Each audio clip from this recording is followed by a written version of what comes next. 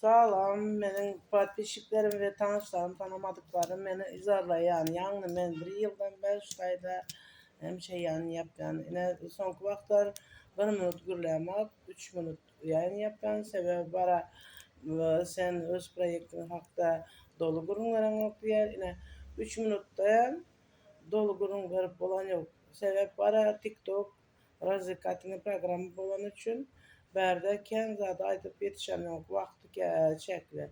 Şonun için Telegram kanalıma abone bolarsınız da men bilen anıklayın düşünüp bilersiniz. Sebep berde gurrecek olsam onun bu proyekte doğru yazılmanız gerek, doğru özünüze dokument doğrulamak gerek, doğru özünüze doğru menden onca informasiya alıp özünüzün anınıza yetip siz şuna razı bolanınızdan soň siz şu proyektin ýagdaýyna düşünüp şu proyekte işe girebilirsiniz.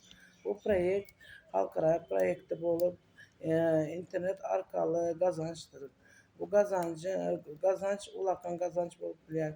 Sebebi özüň işleyişine bagly berde näme projekt 8 ýyldan beri, awgustun 21-nde 8 ýyly bolýar. Adamlar arkaly barlanyp işlenip gelýän proyektiň biri bolup durýar. Berde 60 döwlet işleýär. Ondan başga da komanda kömegi de bolýar. Bu proyektiň maksady ine meniň ýaly, seniň ýaly ýöneki adamlar üçin açylan proyektdir. Hem de bana şeýle komentariýalary gelýär-de. Sen şu proyekte 1 ýyldan beri işlän bolsaň, nämeden bolsaň, näme ýönekeýje otursun, ýönekeýje oturaryň sebäp eline düşen puly her degende özüňe ýoklamarsyň. Seniň liçeniýaň bar, seniň remontuň bar, seniň çagalaryň okuw ýermeň bar. Her bir zadyň öz ýeri bardyr. Şonuň üçin siz eger size gyzykly bolsa meniň Telegram kanalyma abone bolun. Telegram kanalyma ine şu taýdan aparatlarymy basarsyňyz.